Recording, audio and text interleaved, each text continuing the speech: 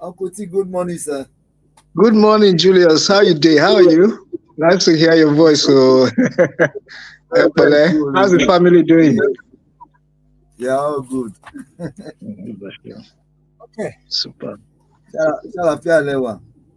Àlàáfíà ni o, adúpẹ́ lọ́wọ́ Ọlọ́run, my brother. Adúpẹ́. Aṣá máa Àwọn dúpẹ́. family wa Olúwa ṣeun. Lọ́wọ́ ṣeun, yeah. Pé mo ti rí yín gbẹ̀yìn Welcome o. to the show.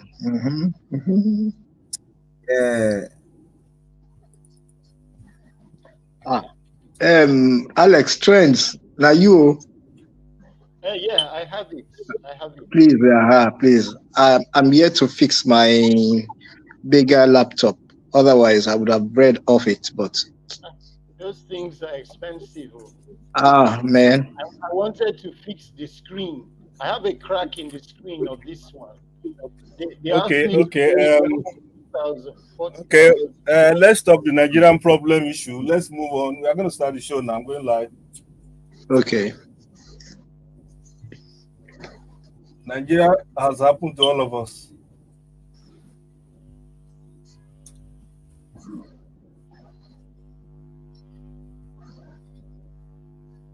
Oh, some lovely music.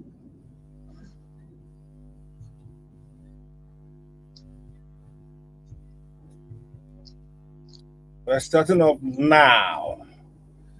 Live on YouTube and Facebook. And I just want this lovely music to get off track.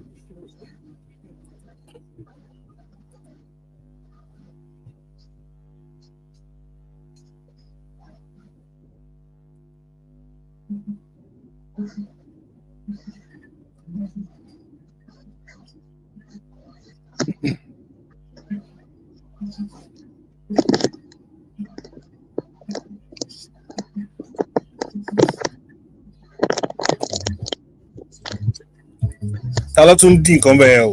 Alex ni ẹ o. No, it's not me.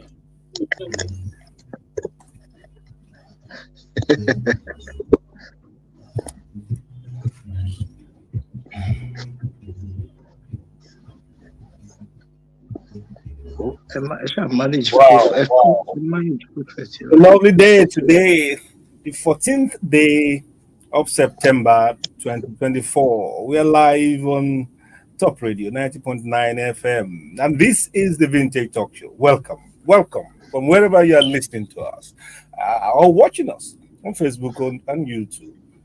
Welcome to this day's special edition.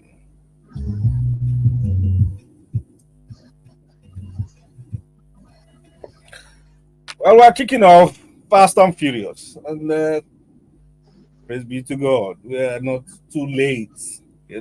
Just 4 minutes past 7. We'll get it. My name is Akintunde-Johnson. My friends call me Faj. And I have my friends in the studio and on the other studio, live and direct. Let's start with my big brother and big friend and big co-anchor. Everything about him is big. Welcome. Good morning. This morning, Mr. T. Tokumbo Jekule. Good morning. Good morning, Faj. Everything about me is big. The physique as well is big. It's large. You can feel it. Good morning, everybody. Good morning, Lagos. Nice to be here again. Lovely session we're in today. You will enjoy it. Just stay tuned. Yeah. And backing him, unusually prompt and early today. Everything clicking well. Hoping it will last to the very end of this show. Good morning, my co-anchor and analyst, Alex Ogundadibe. Good morning, Alex. Good morning, sir. Good morning, Lagos. I must say it's a good day, and I'm glad to be on 90.9 Top FM this morning. We've conquered the technical challenges, I believe, and we shall have a good day today on air. Amen. Amen to that. And another amen to that. Thank you. And of course, unlike last week, when for the first time in a long while, we didn't see her. The dark, delectable, how will I call it? Our mantra lady. She's back. Good morning, AC Fair, Arogundade. Good morning. Good morning to everybody. Welcome to another lovely edition of our great program today. Oh, today she's short and sharp. Thank you. Thank you. Good morning. I'm sure we're going to have a great show. Last week, she also featured electronically, and after saying her intro, then she just went silent. But we're happy to be here this morning. But it's going to be a full package today with issues to be discussed on talking points. Issues bordering on the limits of activism and police actions. And then we hope to have a bite at one of the hottest topics in Nigerian entertainment, bordering on allegations of a criminal sexual nature. But let's also find out what's really going on.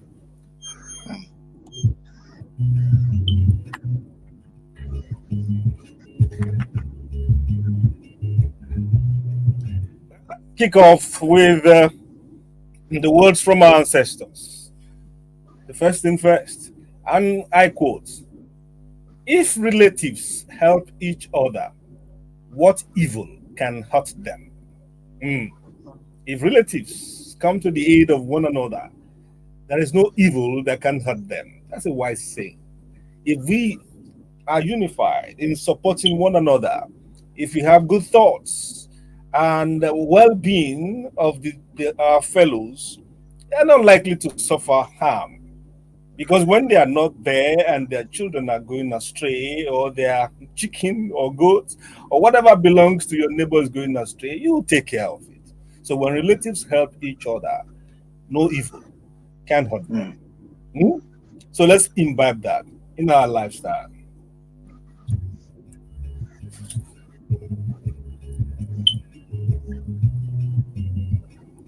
Okay. I've been cracking my head. Maybe you guys can help me out. My hero of the week. Who is my hero of the week? Isn't that not been reading news very well this week? Or does anyone have any hero to bring forward? Because I can't find anyone this week, and I don't think a week goes by that Nigeria does not do one thing or the other. I watched one guy. I don't think he's a hero in that sense. All these pranksters.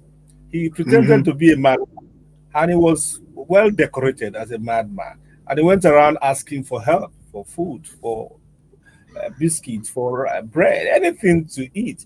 And he was shooed away many times. He was chased away. At a particular place, they caned him somewhere. I think it was done somewhere in Ikorodu. They caned him severely. And they ran away. Then they met one man that sat by the side of the road, good looking, well dressed, in t-shirt and trousers, and he asked for money to drink, to buy water. And the man, after querying him and seeing that this madman is talking fairly, eloquently, gave him his 200 naira and said, "Do you have any money?" He said, "I have small, but you can manage this." He said, "What are you waiting for?" He said, "I'm waiting for a friend to pick him up." "Why are you waiting?" "Don't worry, just go and..." He said, "Okay, I don't want this money again." He said, "Take it. I'll manage. Don't worry. You're giving me this and you don't have much." He said, "Yeah." On further inquiry, we realized that the man has lost his job, he's lost his family, his wife has abandoned him, children have gone away from him. He's looking for a job and he's homeless. He's waiting for his friend to pick him up so they could spend the night with him. And he was there, and he had the guts, so to speak, to see help someone indeed. Wow. Yes, I don't know. And the prankster actually bought stuff for him, food stuff to cook for the night, and gave him the sum of 1,000 naira. And it was done in the sight of some of the people who caned him a few minutes ago. And one of them say, but it's because we are aggressive that time. They were aggressive in asking for. Is a madman aggressive in the sight of cane and water and all that? And that's the spirit we should have. You don't have to expect something back. Not, a madman is still a man or a woman. Yeah. He's still a human being. He will be hungry. He can work. He can fend for himself. So if you have, a token will help. If you can give a handful of your gari, yes, it's expensive, but you are helping a soul. You never know where God will repay you for your kindness. If you do kindness to those who can repay and pay you back, what's the benefit of that? If you read your Bible, it says that you don't gain much from helping someone who can repay. You have those who are helping. So that's my hero of the week. Look at me. I started with have no idea. I didn't know that I have someone in my head. Okay. So we shall continue on this show to speak truth to power and shine light on dark spots. And we'll be back shortly with our starters, entertainment news, and other beats. I don't know if you can take me separately this morning. Julius, I'm sorry to say that the one is in the house already, and I will just see how it goes. Let's take this short break and come back with the Sife on entertainment news. Sife, are you ready? Yes, sir. Okay.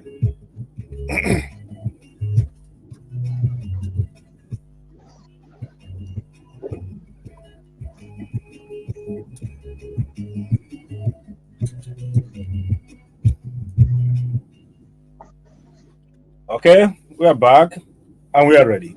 Sife, shoot.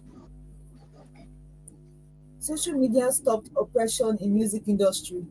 Danny Young.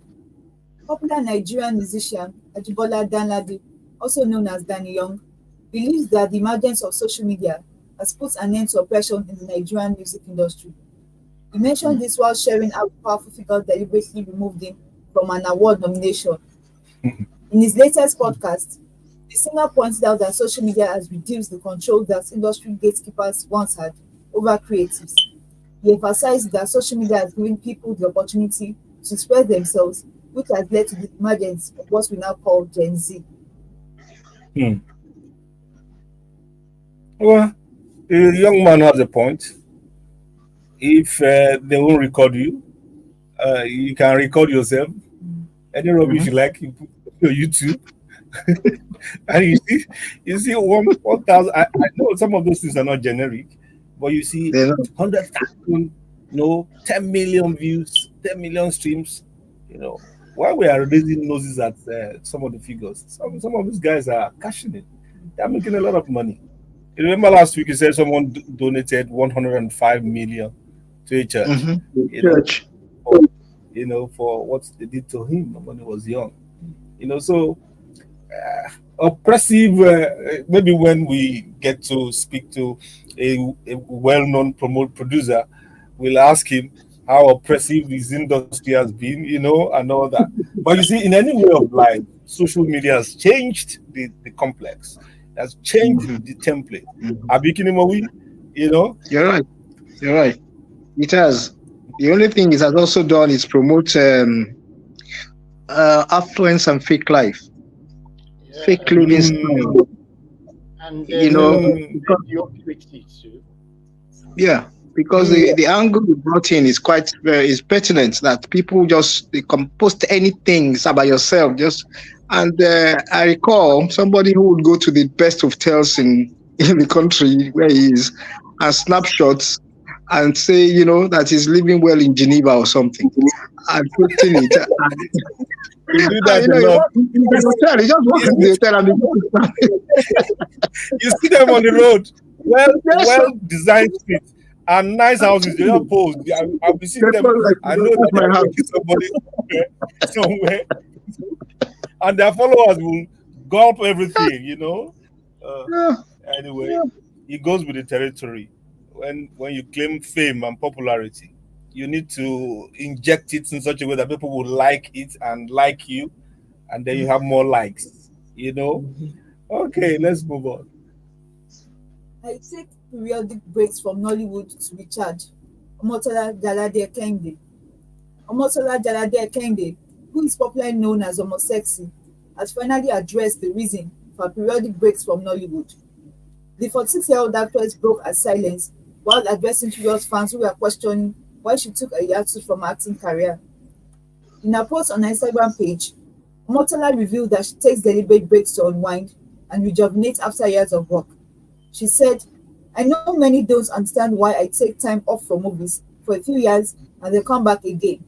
When you have been working since the age of 15, as I have, you will understand the need to relax, relive, relearn, and recharge. Hmm.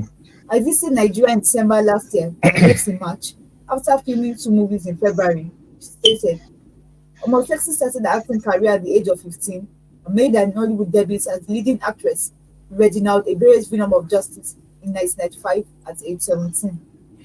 Yeah, just right. Very right. If you want to live long, create hiatus for yourself to stay back and relax and relieve and relearn and then reappear. You know, Yeah. it's good for her. And she looks good for her age. I think she's about 40 now. Yes. Okay, 95 to now. That's already 31. Abby, 31 plus 15 or 17. That's 49 though. 40, 48, 49. She should be 50. See, what's our own business now? We are counting our age. We are counting our age. You know? But that's a great talent. That's a great talent. Remember when we interviewed her home with her husband many years ago, maybe about 30, 29, 38 years ago. Ah, all these years we make you feel old though. Let's go on, please. I'm a young man. I'm, I'm just not in your exhibit generation happy. Okay, let's move on. AU writes South Africa on Afrima 2025-2026. South Africa has been invited by the African Union to host the All Africa Music Awards, Afrima, for the 2025-2026 editions. The invitation was sent through a letter with reference number HHS CUL 1617023, signed by Excellency Ambassador Minata Samase Sesuma, the African Union Commission's Commissioner for Health, Humanitarian Affairs and Social Development. The AU highlighted that the invitation aligns with its policies for the strategic transformation of Africa through social integration as per the AU Agenda 2063, the Charter for African Cultural Renaissance, and the AU Plan for Action on Cultural and Creative Industry. Lekunutu Seboko, Afrima's country director, confirmed that South Africa's government received the invitation. He expressed the country's eagerness to take on the hosting mantle, citing its rich musical heritage and infrastructural capabilities as key assets in its potential bid. I think the hard spelling of those names giving its effects opportunity to raise. He just watching through the names. Makoloko Bashiku.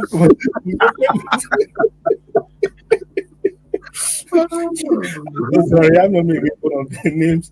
You know, it's just his events. New style this morning. Well, good luck to Afrima. They've come a long way, and they've done well. Let's I hope remember they- when we started awards. It was a terrible job.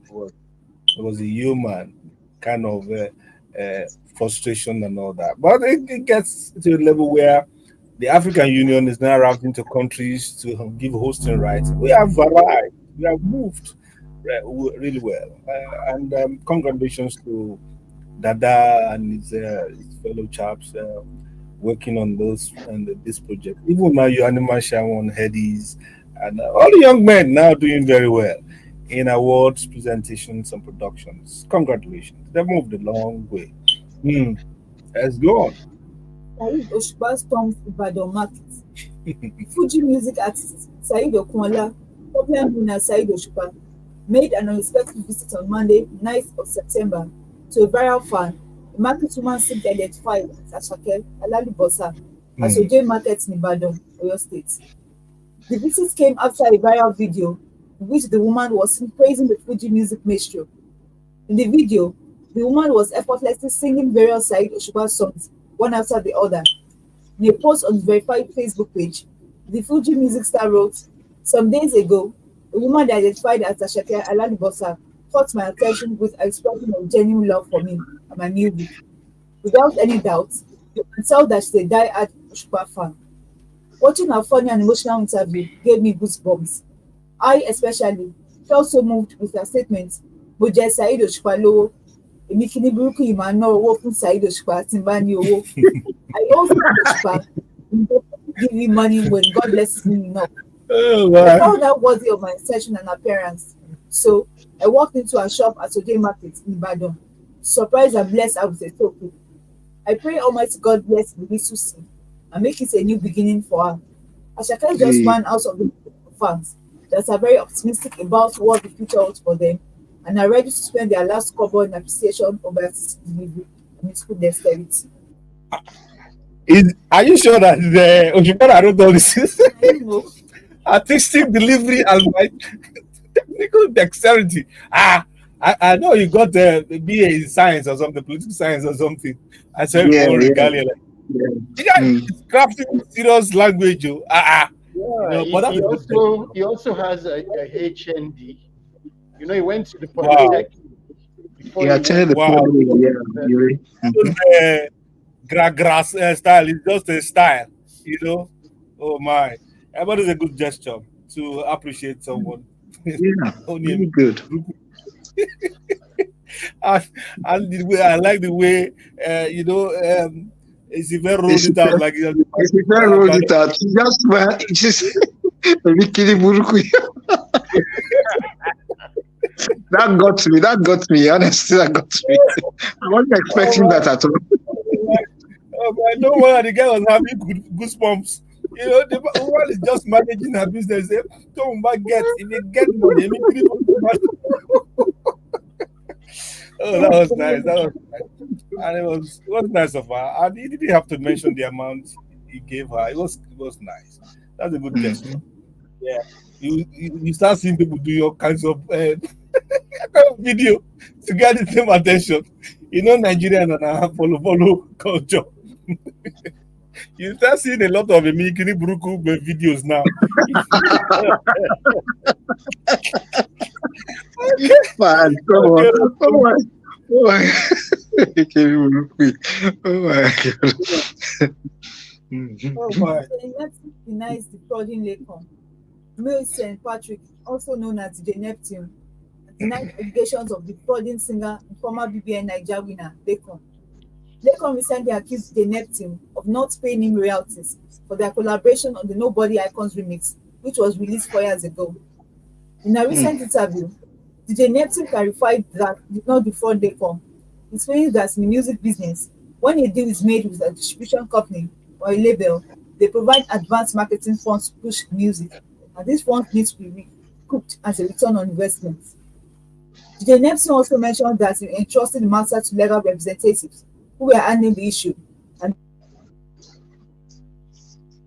there was an ongoing conversation. He acknowledged that he might have helped by not following up on the progress, but stated that a certain percentage was proposed to Lagos team, which they disputed. DJ Neptune expressed disappointment in the way Lekon called him out on social media, emphasizing that it made him it seemed like he had defrauded the singer. Well, the advice is you should be careful what soap they're using to wash their dirty linen in public, and the wire they will spray on. You know, so because before it escalates and all, I so we employ DJ Neptune and Lekon to settle amicably. You know, there are plenty of things to still do, not fight over 4-year-old music. You know. Why I attempted suicide? Real worry picking. Nigerian comedian Anita Soa, also known as Real Worry Picking, recently shared her experience of attempting suicide over a debt of 22 million naira. In a post on her Instagram page on Wednesday, 11th of September, she explained that during the period of financial difficulty, a motivational speaker had convinced her husband to try various business ventures. Motivated by this advice, her husband pursued several business opportunities in an attempt to achieve financial success. Unfortunately, these endeavors resulted in the family accumulating a debt of 22 million naira. Real Worry Pikin revealed that after all their efforts failed, she attempted suicide in June 2018. She credited a family member who arrived at the right time with saving her life. Real Worry Pikin emphasized that while life can be challenging, it is important to remember that difficult times are temporary. She encouraged her fans to seek help and support rather than resorting to suicide when faced with overwhelming hardships. Very, very solid advice. We know life can be tough and difficult. I mean, no one should say, why should anybody commit suicide? No, you are not in their shoes. You can't say, you can't determine. But we always encourage, seek help, ask. I mean, sometimes it's embarrassing. Yoruba people say, ikuya jesi. It's better to receive death than to be the miserable wretch. And people see you and run away or make fun of you and mock you and all that. Yes, that is so. But what does the world gain or your family gain or what do others around you gain by your death? It doesn't even pay the debts. Your children may continue looking for how to pay the debts or that you are leaving behind. And it's not as if you are going to rest wherever you're going. I don't know where you're going, but it's not certainly an escape route for you to take and say you are going to please find help. Suicide is not an escape. But Fudge, I don't know what the law says in Nigeria. Attempted suicide in other places, they frown at it. Yeah, if you attempt it and it doesn't work, you will face the wrath of the law.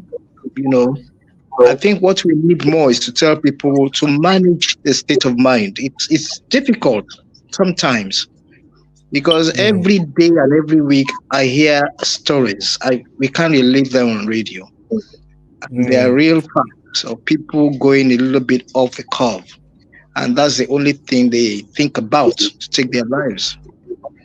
So it's a touching thing. I was moved when I saw that story as well. Please don't kill yourself. The world will move on. With or without you, don't kill you. It will be nice to have you around. Even when you are in trauma, it's a matter of time. Every problem has an expiry date. So let's keep at it. Esife, you are done. Yes. Oh, thank you so much. We're going to take a break and come back. Alex, we're going to shift the procedure a little bit. We probably will talk to our guest first, then come back to global trends and all that, depending on how much time we take. Are you okay with that, sir? It's all right. Okay. We'll take a short break now and we come back and talk about something serious and up close and personal. Well, let's start with this interesting one. This music probably epitomizes the Nigerian strength and character and non-conformity. This is Obesere and it says Egungun, be careful. I hope you are careful this week. I was hoping you won't play that.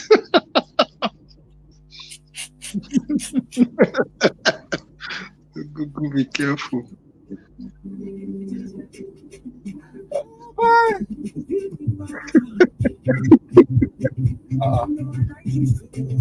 Fact, can we talk off mic? Hold on, no. I promise Obesere is down there that's place. Are you kidding?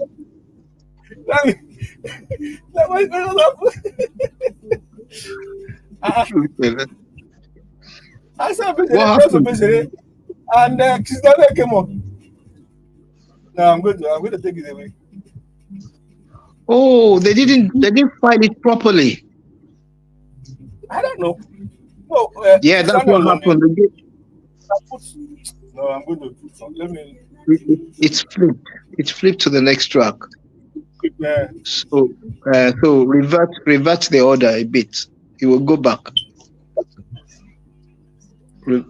Just revert a bit. It will go back. Oh. Something is wrong. Let me go. When I press obesity, I don't want to cancel it. Want to cancel it? In fact, it's no longer there. Is it a flag music? No, there's some parts of obesity you can't air. So you don't know when he's going to start doing all his rough talks. So I'm sure they must have, they must have deleted it. They usually fill gaps. They usually fill the gaps. Yeah, you know, with obesity you can't predict obesity. You 100 gaps in 5 minutes. You have to, MAC film on or AFO. Then they come, please. Why is the Obesity not playing? Maybe they did something to it. Please, I'll need to let me open something. Oh, you know, that song was also produced by Julius. So I want to play into intro him. Oh, Julius produced that song. Egungun, be careful.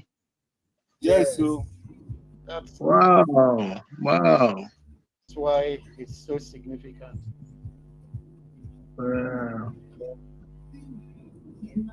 was a glitch just. There's some clean parts in the song. Not I know that I can't trust the. In fact, I arranged 3 songs to play. He has played all the 3 now, and I pressed only once. He just do anything he likes, though. All these things have a mind of it. He's a spirit mind taking over. Fudge. Why is he having mind today now? Oh, I can. Now, there's something interesting now. The song playing is the song I want to play that I didn't really want, but maybe the third Jesus is the one playing. But the second song that I put down for next session is on. So both of them play. You are playing together. Oh, it must have been in the selection process. Yeah. Okay. Oh dear. Oh, but double command, Lugba. That machine, you must have probably done it twice. One of them has stopped now, but there's nothing on the Jazzler now, but he's still playing. I don't understand though. He has stopped on his own. You know, the last time we talked, we said before your program they should reboot the Jazzler. You remember I said it. Before you sit down, they roll it by update or something. Oh, sorry about this. I can imagine. I'll send for the producer and they come and or the engineer to come and see what we can. Why don't you let's give speech ban because of the listener and hear the activity go on us. I think. Hannah, I don't know what's wrong with your jazz loud. I put 4 songs that I want to use. So in the break, I play the obesity I wanted to play. If I play obesity, another song will be playing. Like if I put obesity, I did obesity 2 times. It moved to another song. By the time I put the second time, the one on the queue, 2 of them move up to start playing, and obesity did not play. Maybe the song. That's the first one. This one. It's not in the system. Oh, it's not. How do you know? How do you know that? Oh, okay, we'll move. Why not? What is this other one? Obesere Asakasha. Oh, okay. You didn't do Asakasha? No. Okay. Except old school. No, it's not there. Let me look for. Yeah, it's not there. You can look for Fuji Generation. Who did that one? Pasuma. Let me see Pasuma.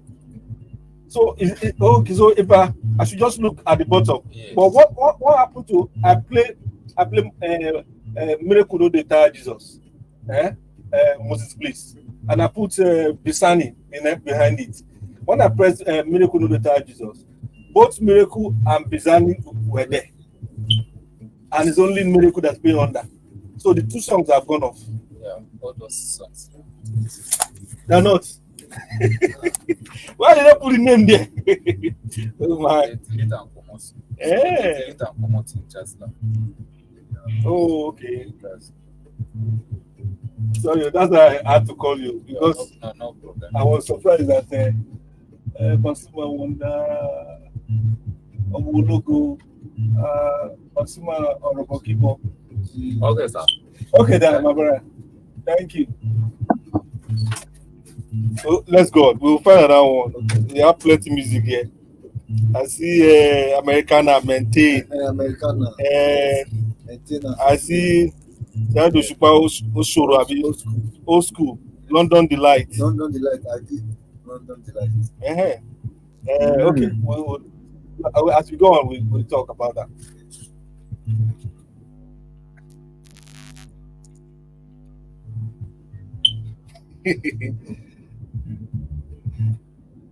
Wow, I must apologize once again. We're having some login issues. Explanation will confuse. I'm also confused, so I don't want to confuse my listeners. But we are back. We are on. Our guest is in the studio this morning. He's a well-known producer, music producer of high standing, and he was, I thought he was a young man until I checked his profile. I see the man will soon be 60 in another 1 year or so he will be 60, and so he's not a young man. Wow. Really That's youngish big. looking man. He has done fantastic work for himself. It's after pulling himself up by the boots, almost like a self-trained person. He has grown up to produce a lot of works for Sonny Ade, Emperor. When you hear those names, those are 8 names in the 80s, 70s. So he's been working as a young man in the 80s, late 80s at the very least. And Evangelist Akintunde-Johnson, Modal Simole, Labi Pasuma, Abaza Konde Obesere, Benga Deusi, Yemisi Jayola, Prince Adekunle, Salawa Abeni, Queen Ayo Balogun. He's worked with a lot of. I can see his discography, long list of. I mean, if you keep on tracking it, and we will never get to the end of it. He's done all kinds of things with Dari Melody, the younger ones now, Esther Igbekele, Busola Okay, Kemi Adeniyi, Larry Teriba, Titi Oguntoyinbo, Jumoke Adeyanju, Shegun Toki, Lizzie Martins, Kemi Adedeji. A lot of now we'll come to that because I can see a lot of women here. Maybe that's why he's in trouble. He's in trouble. He has produced a lot of. It's nice to welcome. It's nice to welcome on the VJ Talk Show this morning. Ace music producer, never a gentleman. The way he looks it. Good morning this morning, Julius Olagoroye, all popularly known as Julie King. Good morning, Julie. It's my pleasure to be on Top Radio 90.9 FM. Ide body. It's good to see you. You're welcome. I've seen a lot about your work. Fantastic things you have done in the industry, talents you have created, or you have helped to nurture. I could see names like that you have touched their life. Names like Shola Alison, the AG Owuro fame, Aduke Gold, they call it Aduke Penkele, Nike, Olanrewaju, Diya Ojo, Sheyi Ajayi. We can mention Said Balogun, Salome Eketunde, Evangelist Lizzie Martins, and all that. You have done a lot of work in this. And I was listening to you on one radio. They said, Baba Olujuanu, they said, you like helping people, to your detriment. True. And helping people on two sides. You are either repaid for what you have done or you are punished for being good. So you are sitting in this studio today, you are under punishment for being good. So mostly, a few weeks ago, a young woman, they call her Nifemi Gold. Properly so called. She's Lance Corporal Felicia Olaroti, and she claimed that you forcefully, carnally dealt with her, and another songstress, another gospel artist, Aduke Gold, and all that. And she made this allegation on video that went viral, and we are not able to. Rape is not it's not a piece of cake. We have a lawyer in the house that we're going to get his interpretation shortly, and fighting, looking for evidence for action or inaction of rape is a tough thing. Well, on Monday, I think the 9th of September, Julius, established his innocence, claiming in a press conference, a media conference, claiming his innocence and that he never did anything to Nifemi Gold or Aduke Gold, and that a letter has been sent to her from his lawyers instructing her to retract that statement within 14 days. The ultimatum will expire 19 September. And then inability to do that, legal proceedings will proceed. And lawyer Cyrus and Centurion Chambers sent the letter in on 4th of September to Ms. Felicia Oluronti Oladeji, aka Nifemi Gold. Before it gets to court, we say we should talk to Julius, and here is sad story. You have been claiming innocence. One thing I want to establish is this. First of all, let me say this. One thing I want to establish is the Bible tells us when you see temptation, don't do spirit, you run. And the carriers of temptation usually are women, are women in a man's world. And I hear a lot of well-known men of God say they will never do private ministration with women without anyone beside them, right? And you are fond of helping people. And I hear people calling you on a particular radio show that, my mother brought me to him at so age. He never touched me. He never did this. Another woman will say this. Many women attested to your fact that you're a gentleman, right? So why did you take caution when you are dealing with these women so that this kind of situation will not arise? Have you had any situation where such accusation will threaten to come up for, Because we can't ask you, did you do it? Because if you say you don't do it, what can we prove? It's word against her. So are you aware of that kind of mentality that be careful with women when you are producing them because you work long hours?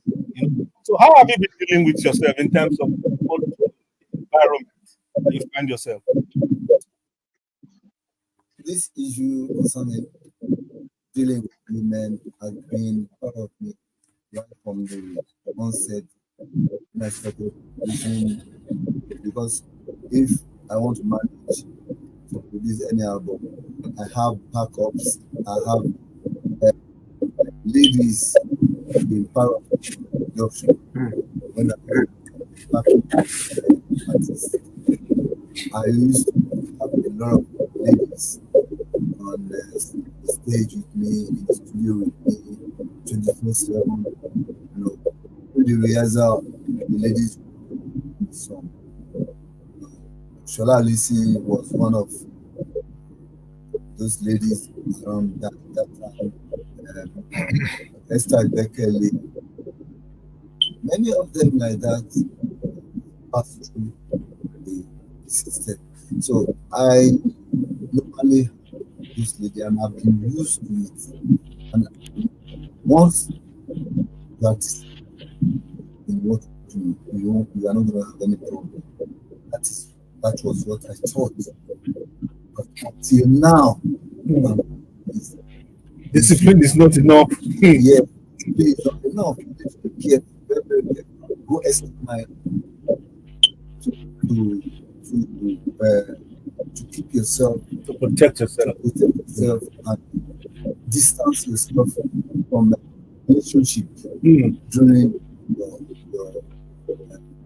activities in working place. You just need to do it. You won't be engaged in some nonsense activities. That's what I developed in life younger. So I've been so close to ladies, especially. So during the recording studio session, most of the days after session, we go back home, we sleep. Because they will sleep together. I don't. It has the right kind of implication. You sleep in different beds, different rooms. I want you to be clear. Why is it sleep together?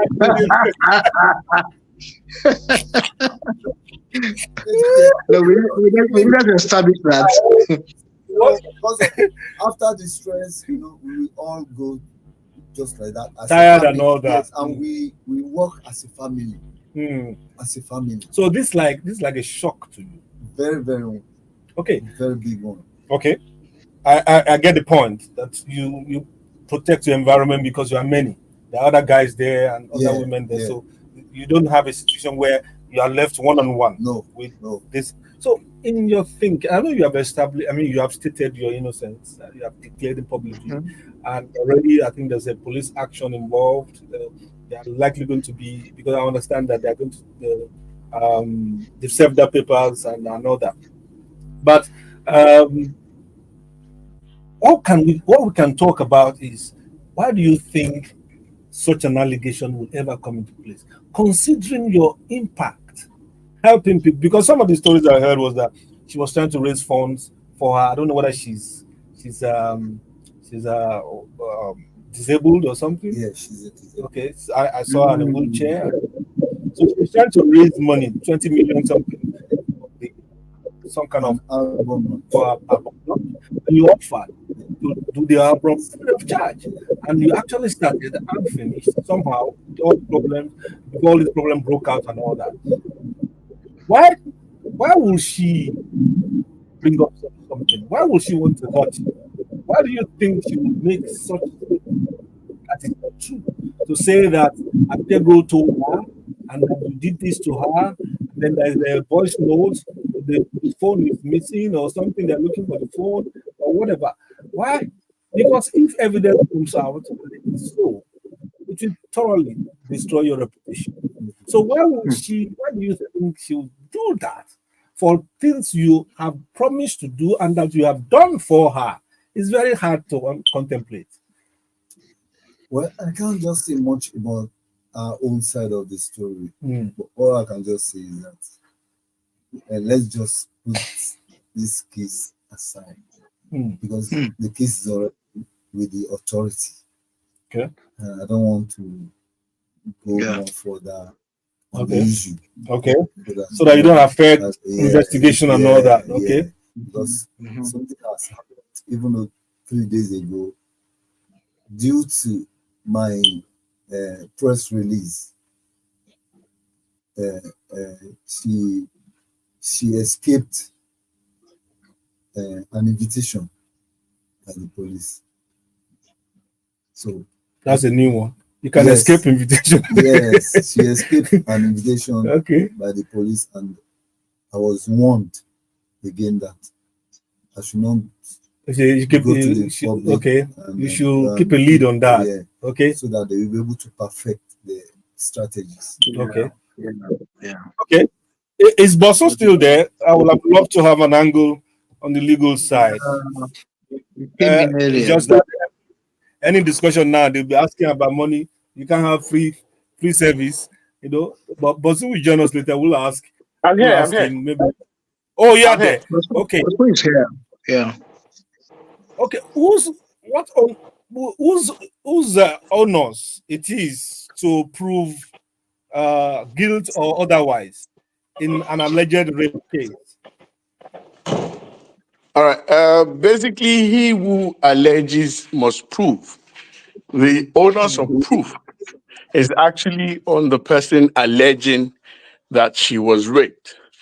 Now, so when the proof has been set down, then the proof of innocence will now fall on the burden of proving innocence now falls on the accused person or the defendant. So that's how it works. Because if an allegation is out there that somebody claims that she was raped or molested by a man or another person, she has to establish her case first. The unfortunate part is that because of the nature of the crime, the accused person is being viewed in a very funny manner because of our cultural and societal unacceptance of such such crime. Now, so what happens is you're already labeled and castigated. Now, but that notwithstanding, the person must establish her case. When it's now done, then the onus falls on the accused person to establish his innocence. In the event that it's found that the person is not guilty of that crime, then the only remedy available to the accused person or the defendant is damages, which can be in as he wants it, whether in monetary damages or whatever kind of damages he wants to claim. Now, then he can also bring a separate action for false accusation. That is criminal. And then he can now pursue the criminal angle of that case. That will be much after the case has rested. The case on allegation of rape is rested. Wow. So the problem is if you damage someone's reputation, how do you get it back? It's a very difficult stuff. Thank you, Bosun. That's the voice of Bosun Oshifowora, our legal expert and social development advocate. So let's get back to Bosun. That's So, Julio, free solicitation. I mean, what do you call them? Free advice there. So, Julius, you're married. Yeah. And you have children? Yeah. Okay. I have 2 kids. You have 2 kids. And they are adults. They can read and write. Yeah. So they hear this news, Yeah. and all that. How does your face look at home? Do they look you like her? I'm always happy. I was happy when the case came up, because once you not being involved in any situation whereby you are alleged wrongly, and you knew by yourself that your heart you never did this. You need to get free-minded. You need to be free-minded so that this thing they're saying, okay, let's go ahead. As far as I've not done it, but except if I did it, I know that the judgment will cut me along the way. But once I've not done it, I'm not sure anything can happen. The truth will definitely come out at the end of the whole thing. It's just a wind that is blowing. That's blowing. Wow. Yeah. Oh, that's a big one. Let's listen to. I can't get one of these songs that Julius produced with any of these artists, but he worked with this man with some of his tracks. So we'll play just anything that has a man's voice, just to mark the fact that he's joined us in the studio this morning. This is Pasuma. Say 20 years Thanksgiving.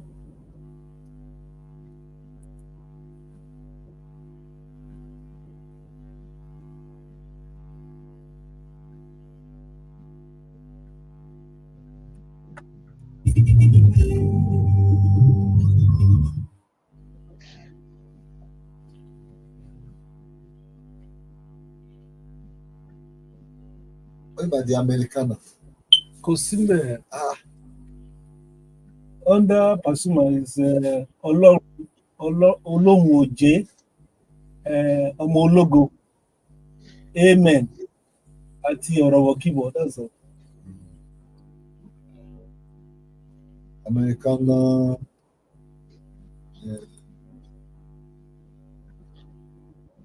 Generation. Yeah, I can see some names in titles.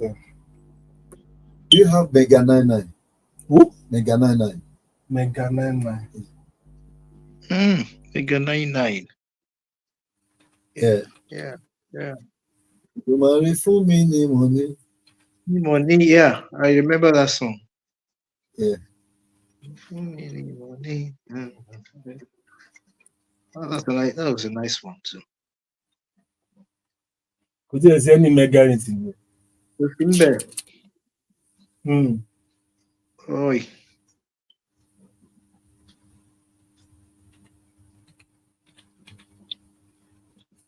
I don't have Evangelist Akintunde-Johnson. Akintunde-Johnson. Yeah.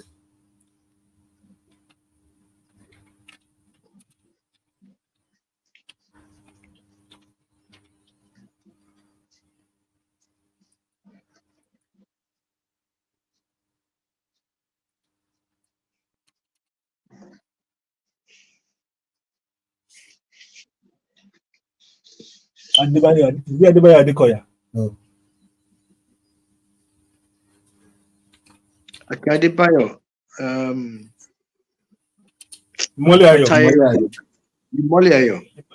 Yeah. Osimbe. Oh my God. Wow. Oh my God. Let me see Oshupa. London Delight.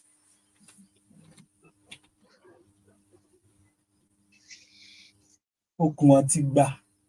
Òṣùpá ọmọ ológo. Oh.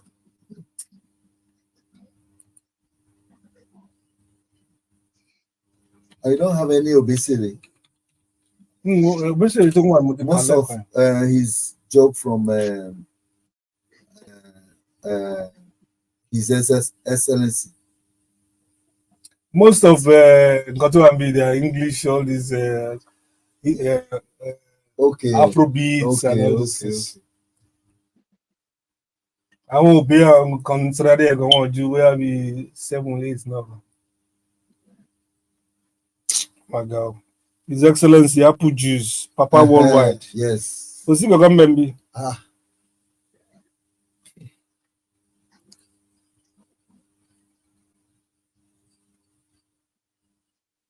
Okay, let's go, Jerry.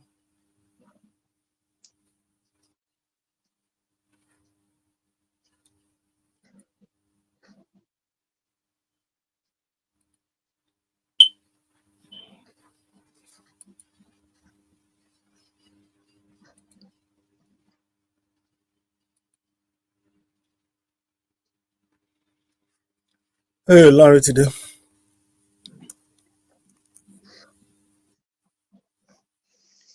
Larry, thank you.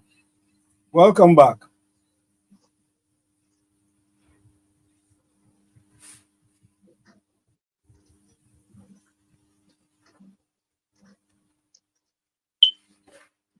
If I've known, I will have sent to you the songs. Yeah.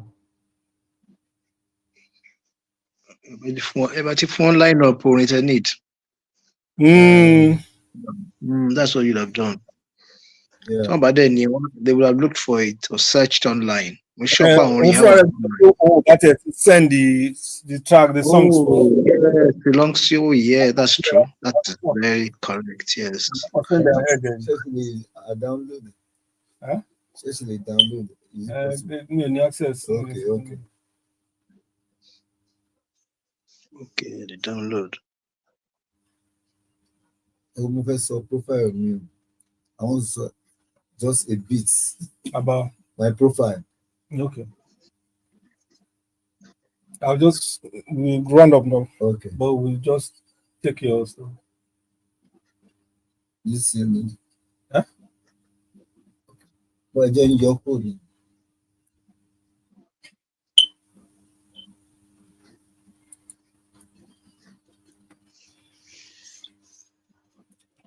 We're still in the studio of the Vintage Talk Show, and we're still talking to Julius Olagoroye, aka Julie King. I know you're talking about his circumstance. We didn't even have time to talk about his music, his work, and all that. You know, he has produced a lot of artists. I've seen a list here, like almost like 100 songs. You know, different songs. Pasuma's Fuji Gyration, Americana, Maintain and Sustain. Obesere His Excellency, Apple Juice, Papa Worldwide, Egungun Be Careful, Saheed Osupa's London Delight, Mega 99, Sheye Kings, good women choir. Let me ask this. I see a lot of you do Fuji, you do Juju, you do and then you do gospel. Yeah. You know, you move from Egungun Be Careful to good women choir. It's like Bekele. Do you have problems shifting from one music to the other? Does it affect your state? You know, when you hear Orobokibo with the Desiree, and then you hear, I'm not to take one from somewhere else. How do you deal with all these cross fertilizations of music forms? You know, this thing is just an inbuilt. It's not. It's a talent.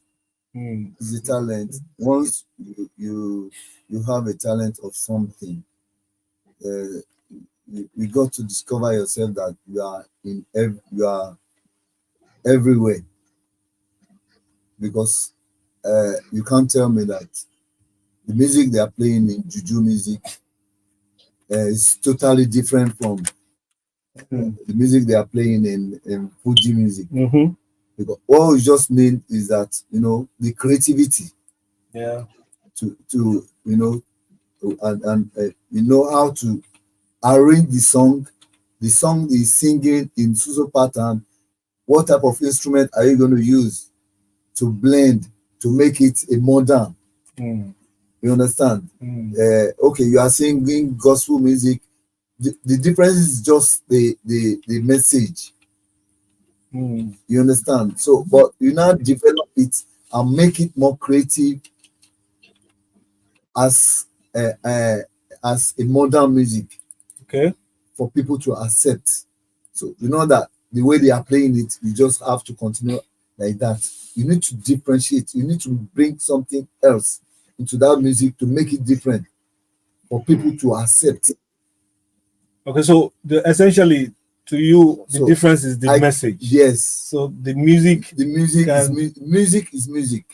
Okay, so how do you respond to critics who say that playing world music, so to speak, secular music, instrumentation, to back up gospel messages, it is unscriptural? I don't believe in that.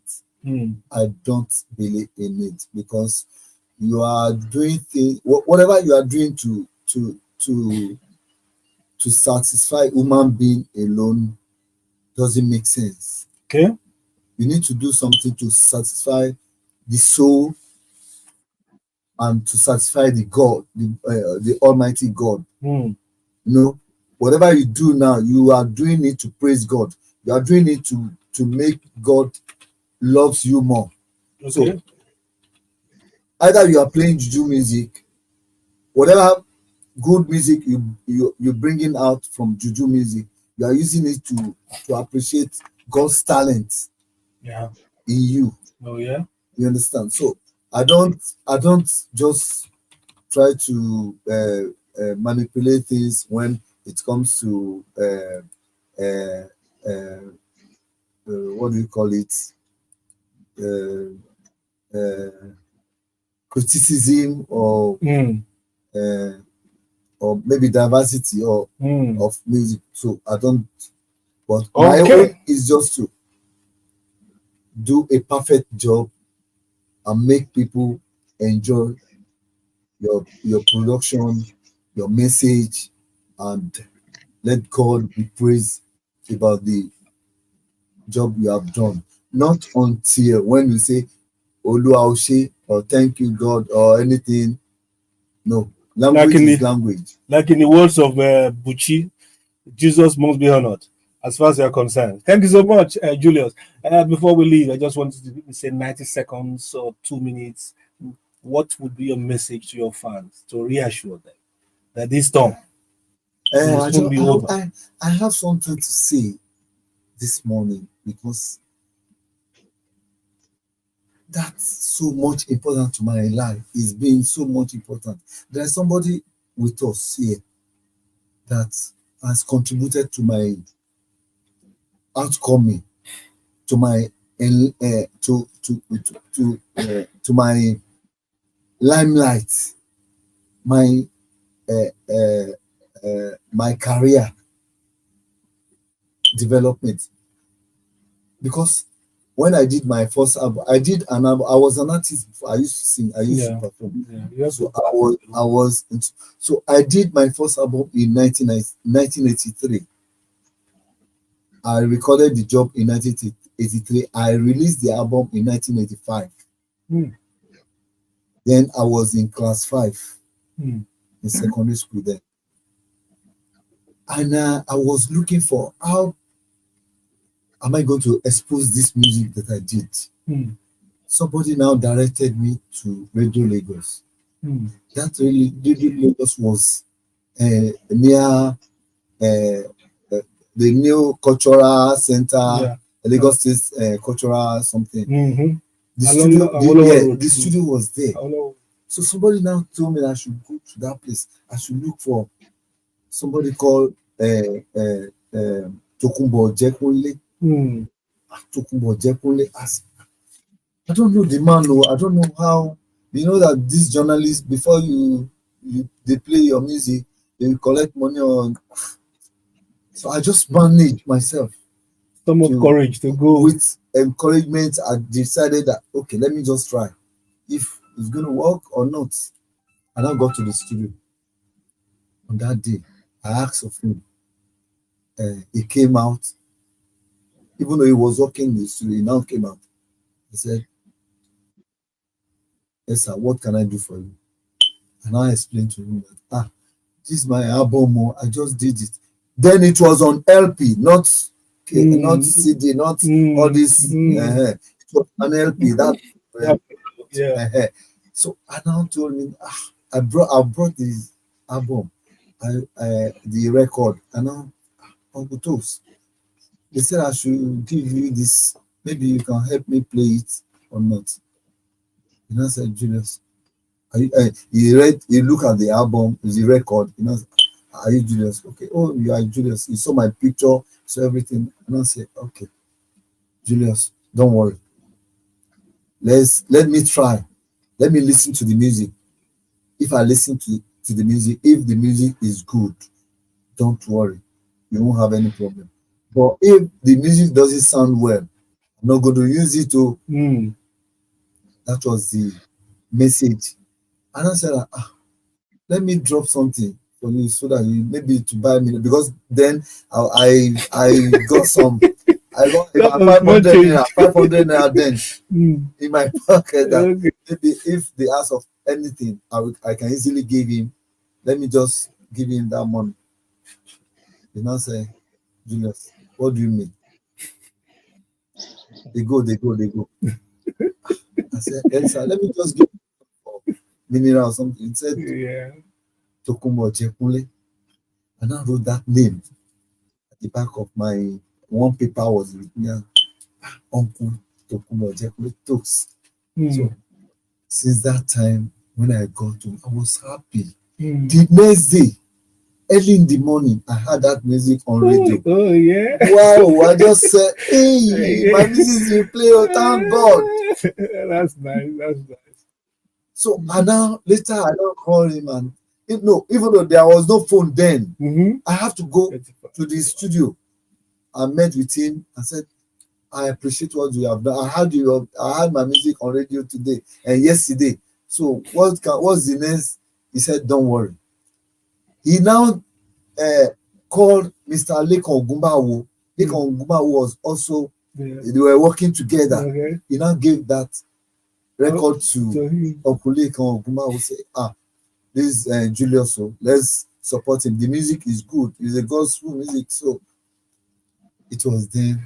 Wow. I fell on top of the world. Wow. And that was my first experience with the media guys. And it was in a good one. It was a good one. And I always continue saying, no matter anything, everywhere I go, I will always mention this. Well, I gave him 2 minutes. He spent 5-7 minutes. That's very good cause.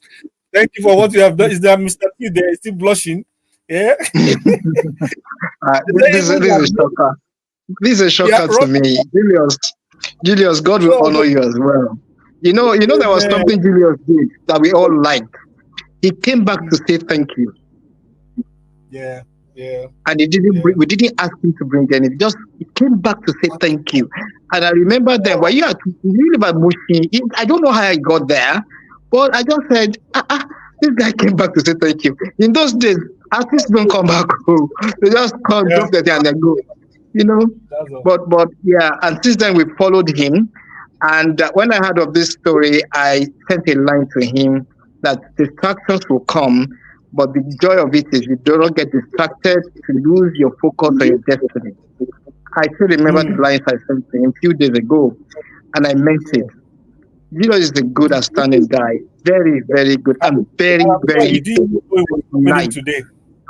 You didn't know that it was happening today. No. Yeah.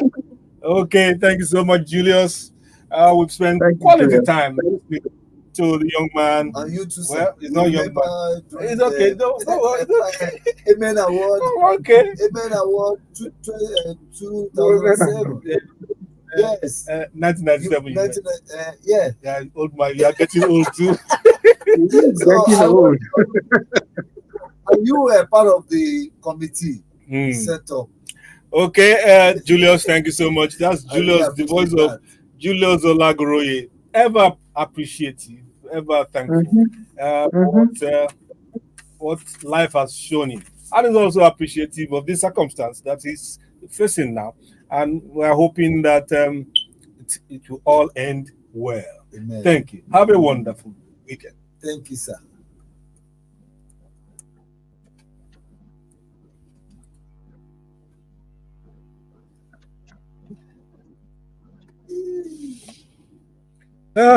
We should go. God bless you, sir. Larry, welcome. I thought it was him before. Yes, I saw him through. Hello, Larry, are you there?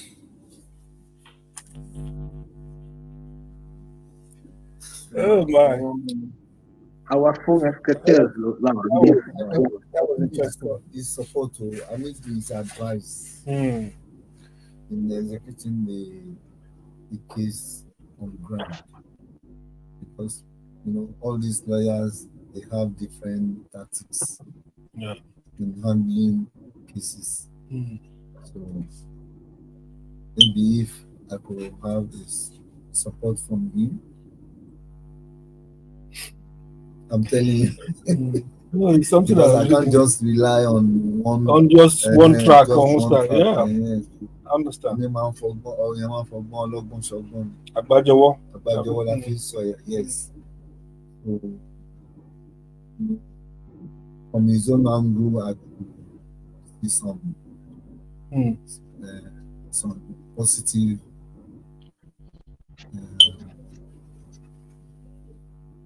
senses that I could grab.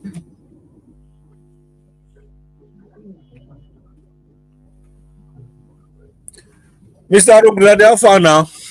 Good morning. Good morning, sir. Oh, Good morning once again. please, thank you. Welcome. Please open your video, please. Thank you. Okay. You want to see my face so that DSS will further take note of the face. Shall we have removed you from the wanted list? They have not. On the travel ban list. They have not. They have not. It's true. They say even the men do live after them. Even the goodness, they have a different way of looking at it. So which one are you saying, fact? No, I'm speaking on your behalf. I know you are doing good for your country, but they see it as a different, Oh my God. Good morning. I was enjoying your guest who is producing musicians across every genre. Yes, it's something else. This Jazzler today is behaving unkind. So we're going to start now. Okay.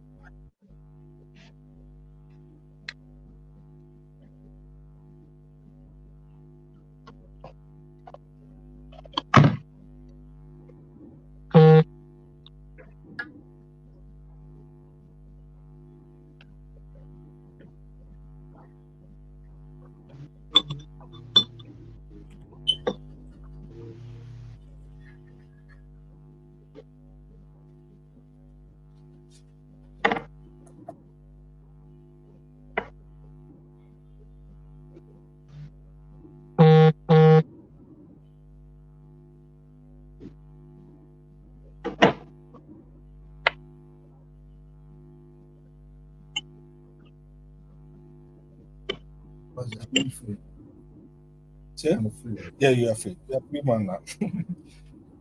Go. No, madam, thank you. Yes, sir.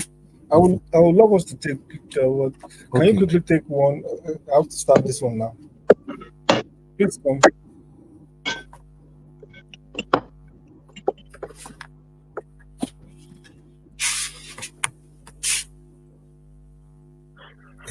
Over camera. Now we can see the man that was talking before we couldn't.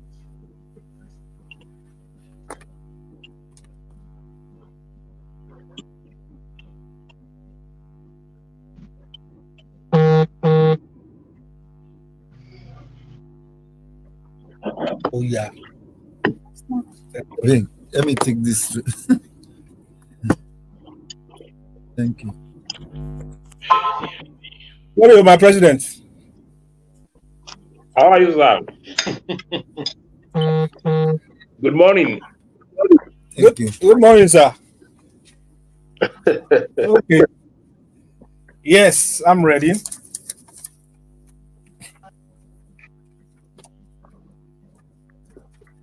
Julius, all the best. Yeah. Yes, you can. Thank you. Huh? I want to give something. No.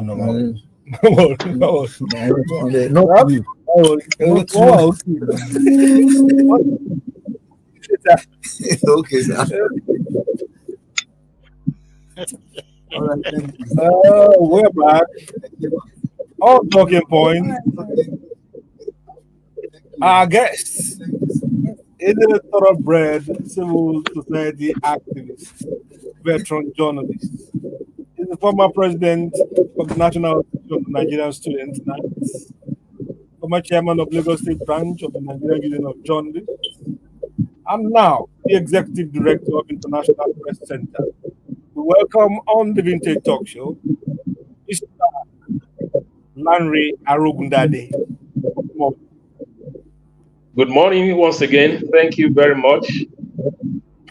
for inviting me once again to your interesting show. Thank you. Thank you. Larry is a friend of the house. I used to call him, well, I still call him my president. He was a very wily, tough, and very diplomatic student leader, the national student leader that I met in, where was it? Ife or Ibadan. Went for one kind of congress. I was the student union activist then too. I was PRO for my school, and we were in the opposite camp. They frustrated.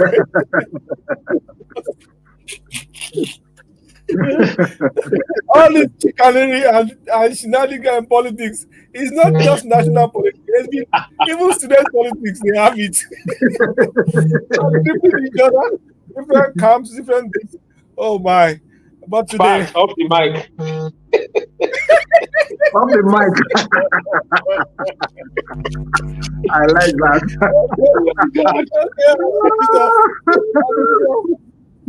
Okay, our focus this morning is DSS arrest NLC's Ajaero, the president of the Nigerian Labour Congress, recently. I think he's now on bail or administrative bail, so to speak. So we ask, what is really going on? What is happening? Larry, are you aware what is going on in that corridor? Well, it's difficult to say exactly what is going on. What I can say is that whatever is going on, it's quite worrisome. It is not good for the image of the country. And I think that the DSS or whichever agency of government could have handled things differently. What we've been told and reading Mr. Bayo Nonunga and others was that he was invited and he didn't honor the invitation. Now, nobody's above the law, and I think that is well established. But if somebody is invited and didn't honor the invitation, there could be reasons for that.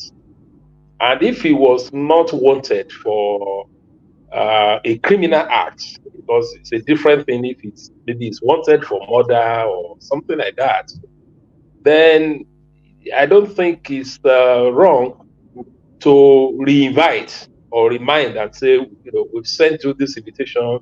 It's important you honor it.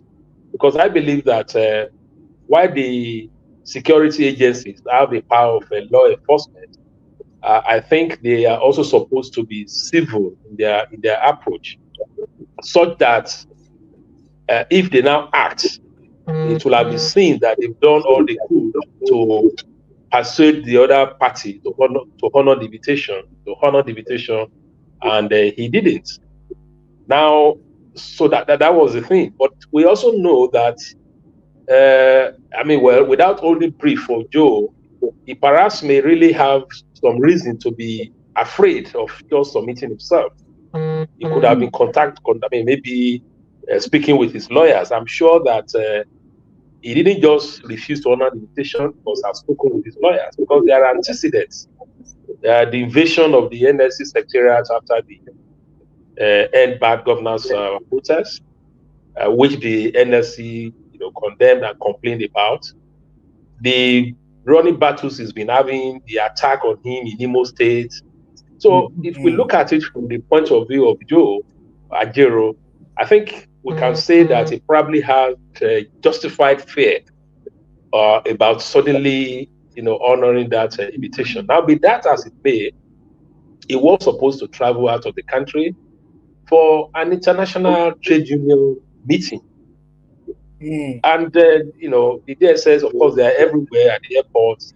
Not only DSS, even NIA. There are so many of them. Sometimes when they grab you don't even know which one, and they can even toss you around. And this one will say we are not the ones, the other one will say we are not the ones. And so I don't think Joe Ajaero is such a citizen that would run away. He wasn't going to run away. This is the president of the Nigerian Labour Congress.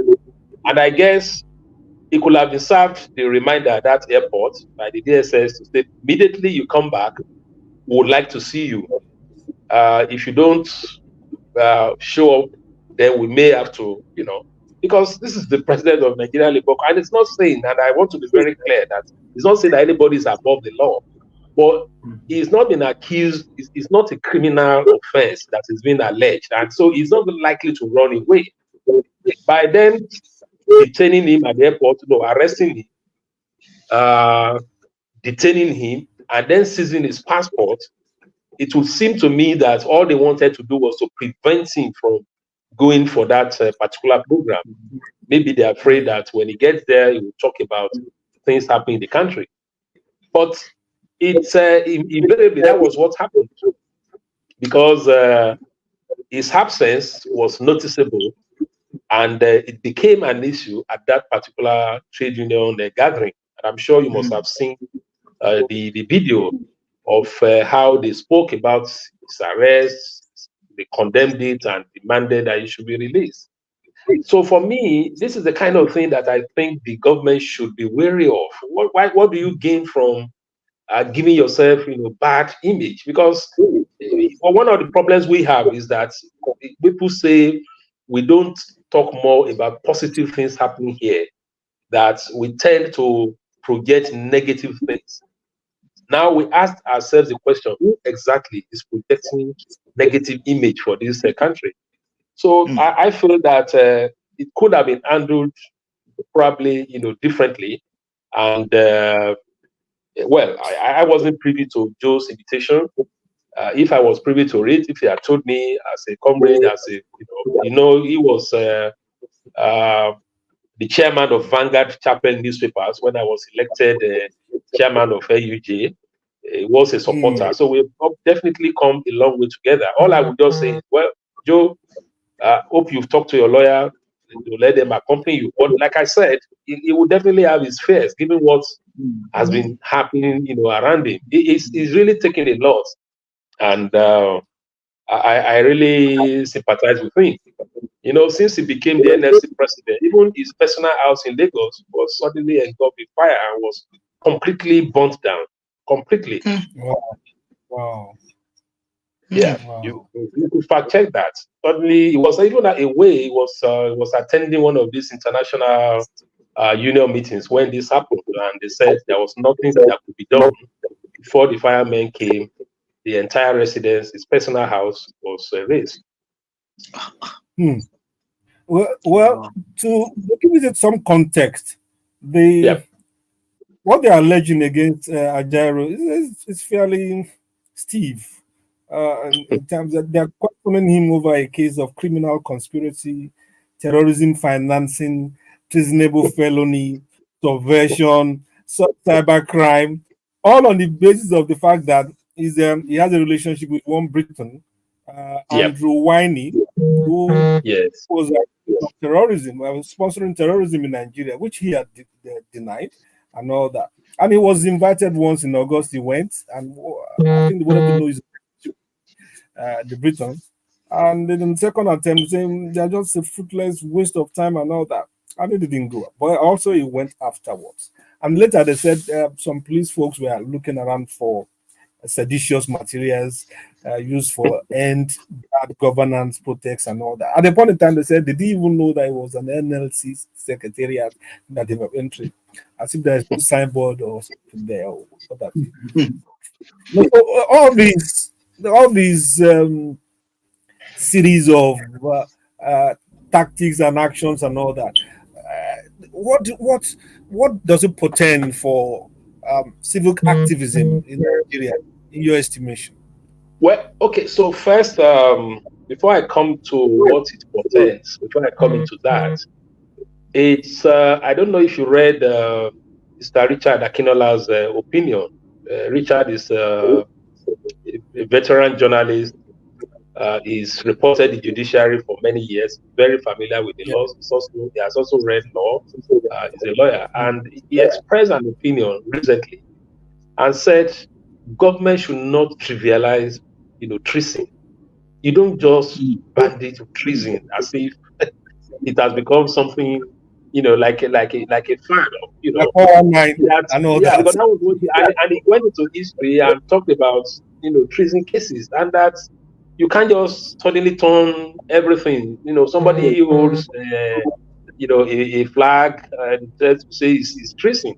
In a country where at the headquarters of different organizations, we have flags of different countries.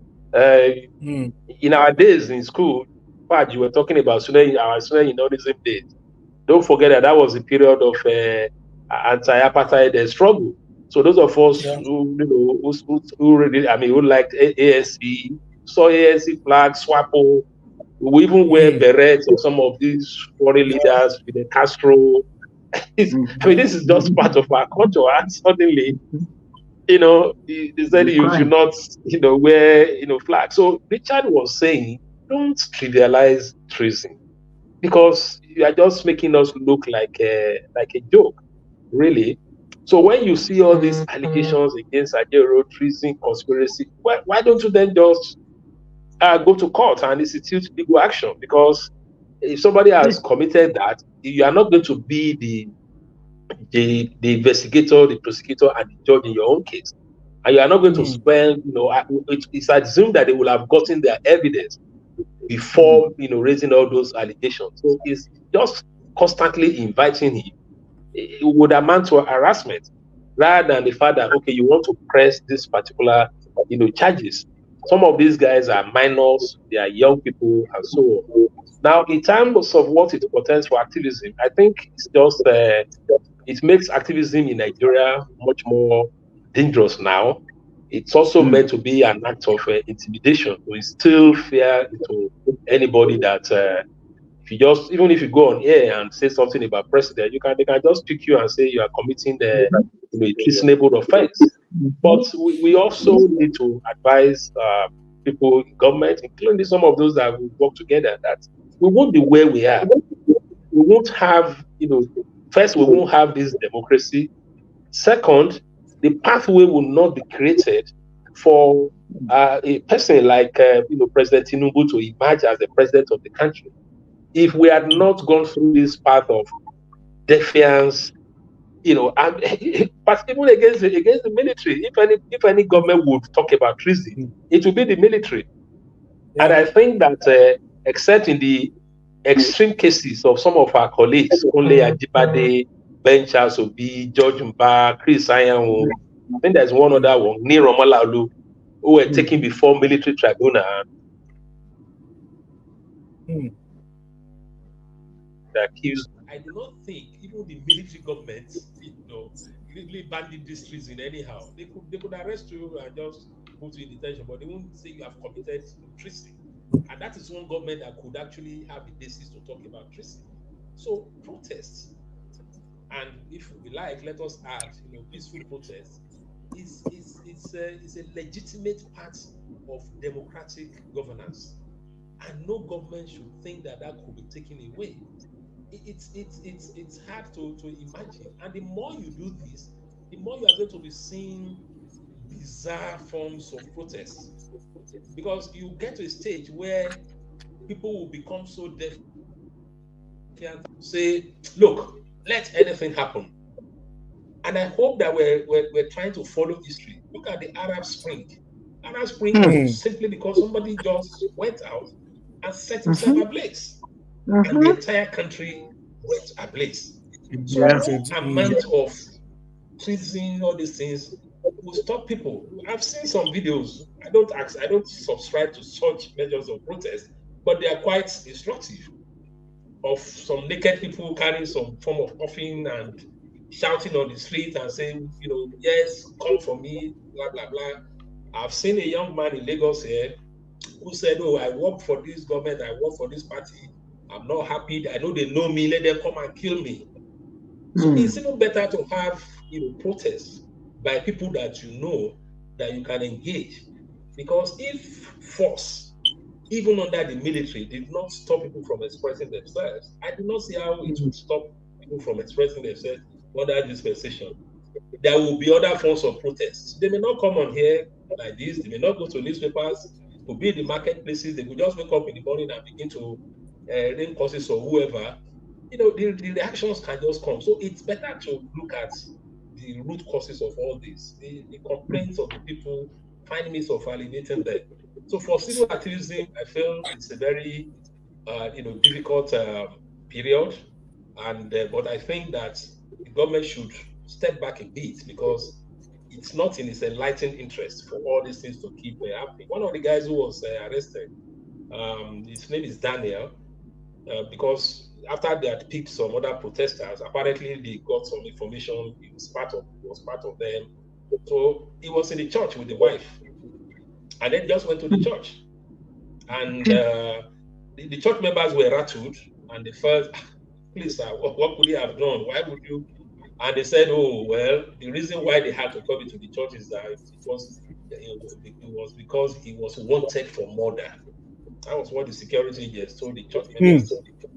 This guy's name is Daniel. I don't know if he's one of those that have been granted bail now with conditions, with IMF conditionalities. They've not been able to meet those bail conditions. That's even another matter now for civil activism, because they said go and bring so million naira, go and do this, and then so they are running from. And when people hear the charges, they are afraid that are treason. Everybody is running away. So they went and picked that guy and the wife in the church. They seized their phone. And then, but it turned out that he was being arrested because he was part of the protest. But you told the church members that he was wanted for murder.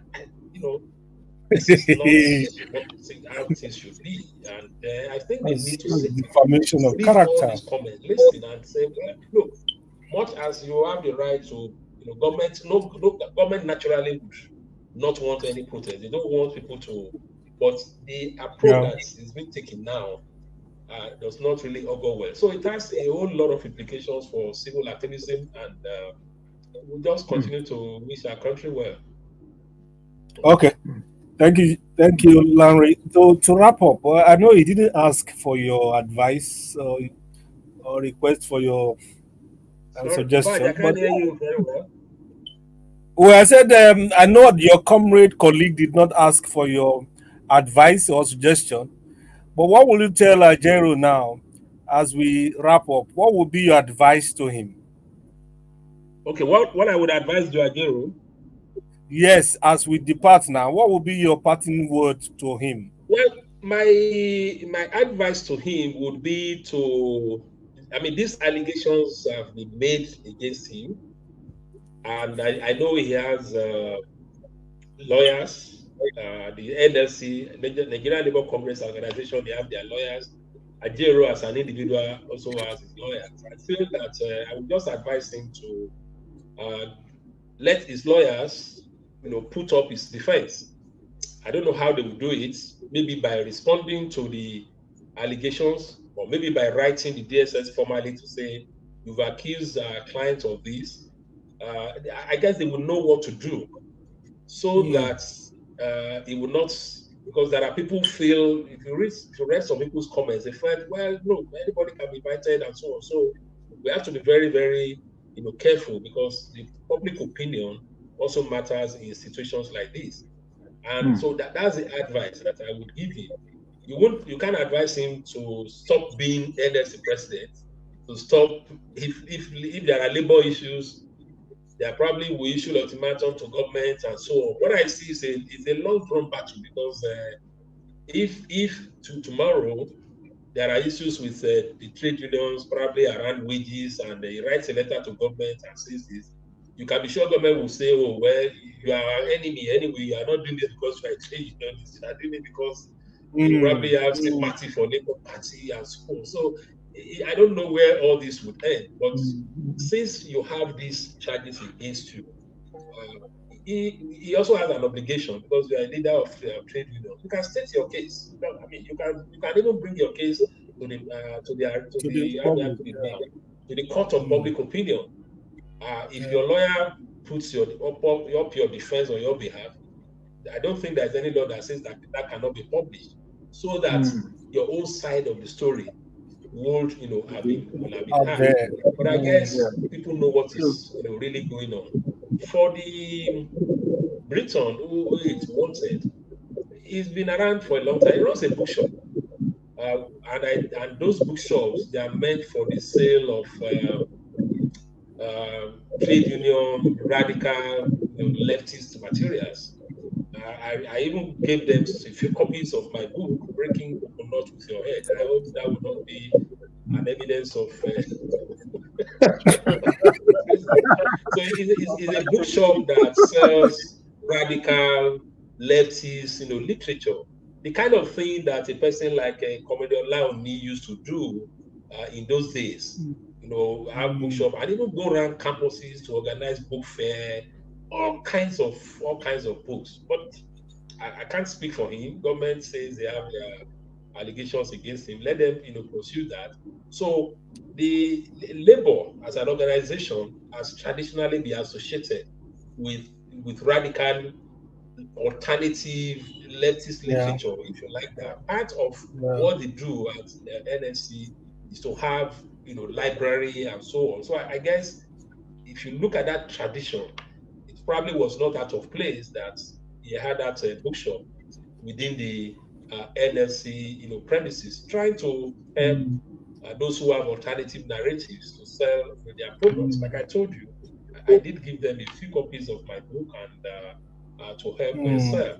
So that is more that much I can say about the Britain. But for the felony tracing and all those kind of things, it's a different ballgame. So I feel that Joe needs to really sit down with his lawyers, and if necessary, Labour too could even request for audience with government. They could have Labour organization can have dialogue with the security agencies to say that this thing keeps going on. What exactly is the issue?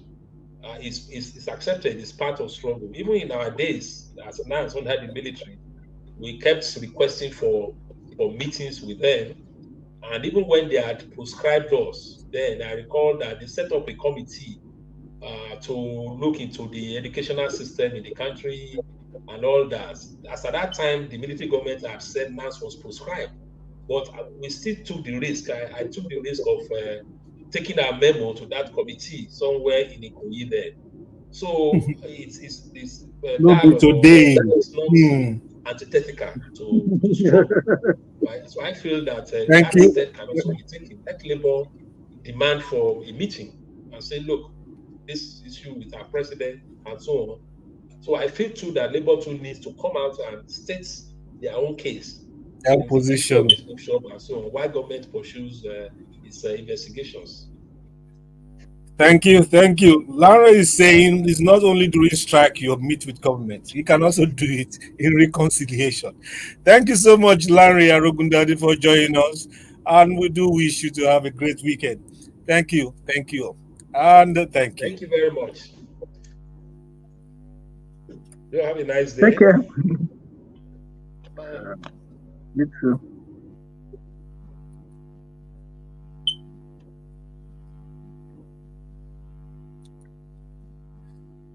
Yeah, today has been interesting. It's called Poloi. We've been rolling in and out. And next, as a wrap up, we have turned the whole program upside down. We are going to go with global trends now. Alex, I hope you are ready. I'm ready. Okay, I'll prompt you when I am. All right. Let's play some music now. Oh. Wow. That was a good one. That was solid. Yeah. I hope. How can you give him? Anyway, they go. What kind of a reasonable fellow in everywhere now? You know, they also went to Serap.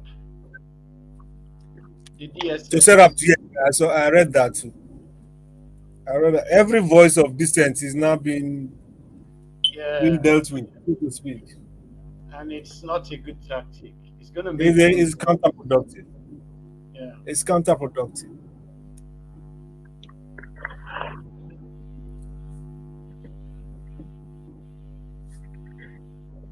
I think they can find a better way to do it. So they don't turn things upside down.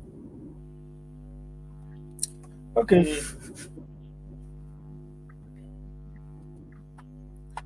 Mr. T is off.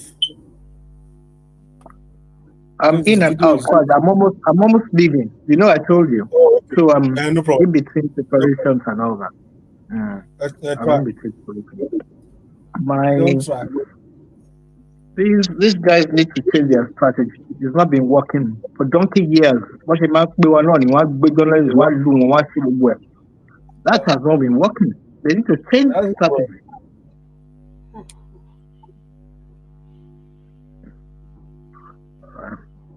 okay. Alex, I'm coming to you. I'm ready. This is Momo by DJ Neptune featuring Joe Boy.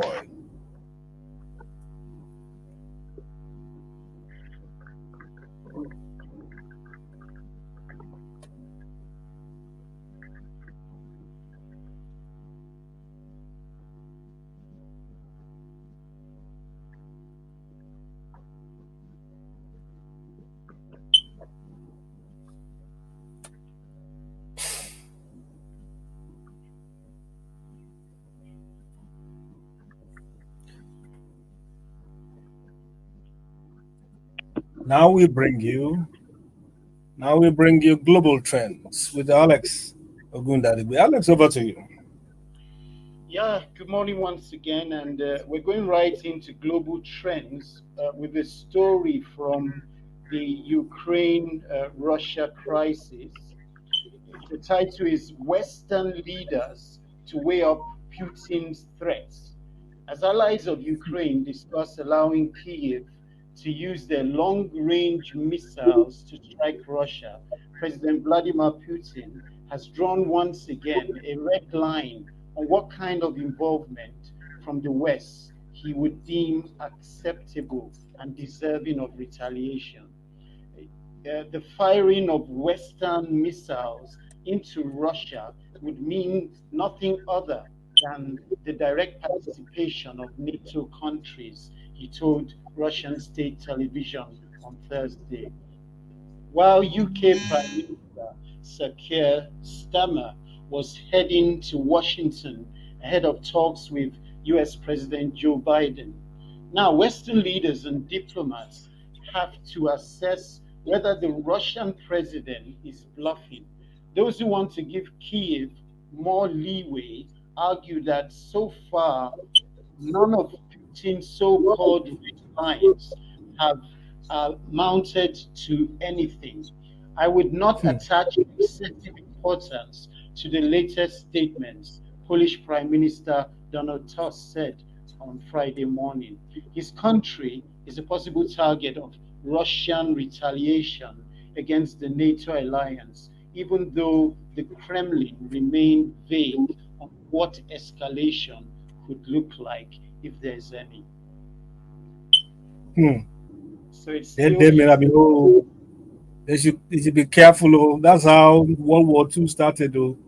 yeah, Not believing that one megalomaniac can unleash some terrible things on the world. They should not dismiss his threat. So, okay. All right, next we're going to the United States, and it says US election, dawn's enough. Donald Trump has ruled out another presidential debate against his rival, Kamala Harris, before November's election. He got what they call a shellacking the last time. Yeah, you know. He thought he was the king of talk. The woman talked him down. Wow. He best avoid it. Yeah, that's the wisest thing to do. Just stay away. Don't let the woman use you to rap again. Okay. All right. In the next story, we're talking about something that affects Nigeria a lot. The title of the story is Sextortion Boom Leaves Victims Isolated.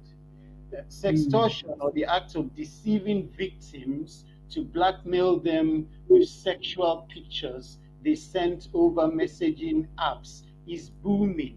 It is a globalized crime with a growing number of adults and children falling prey to gangs, mainly based in Nigeria.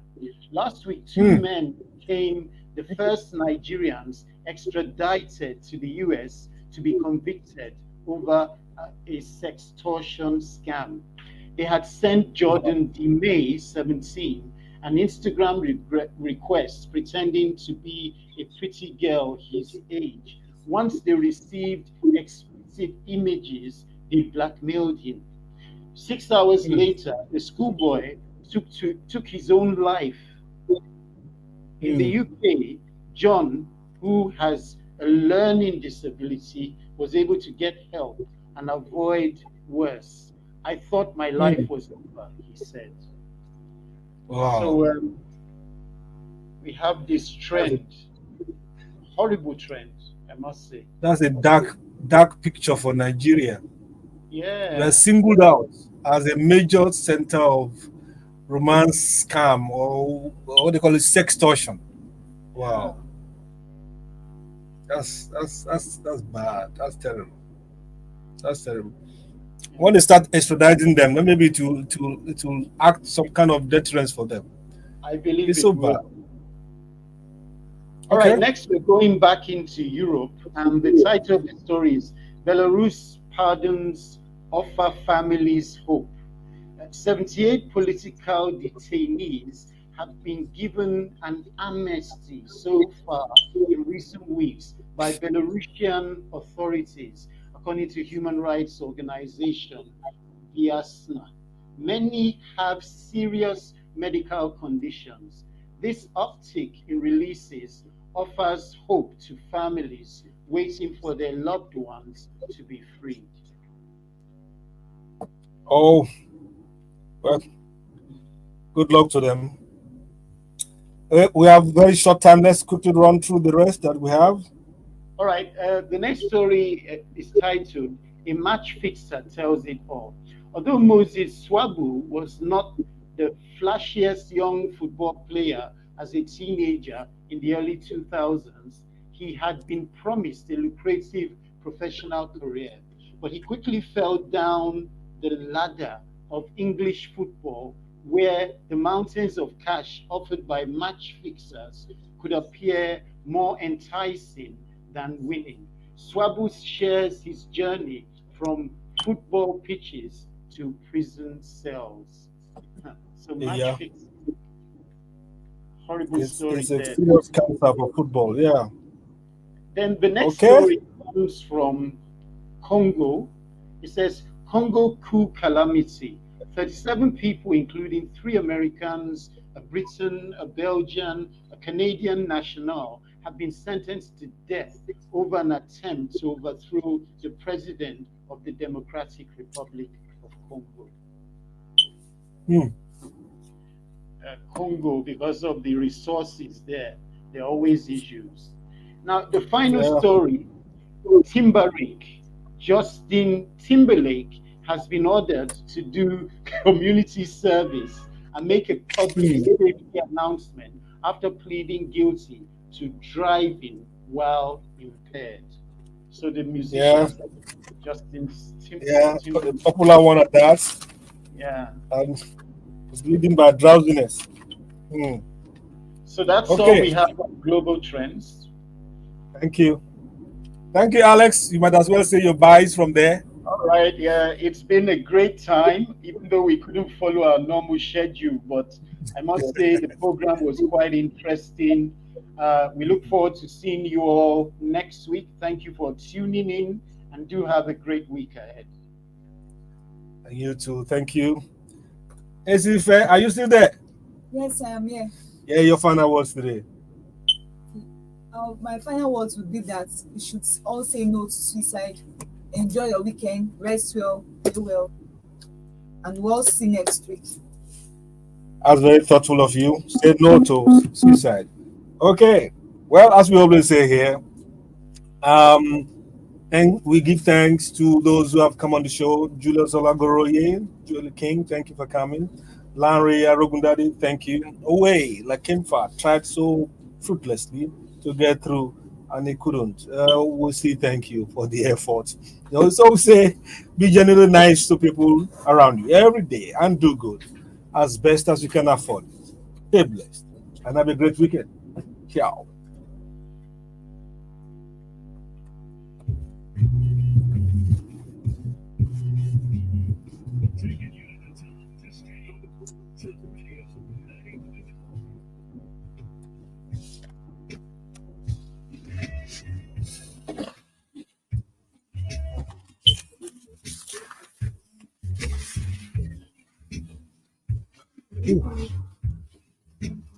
See you. Thank you.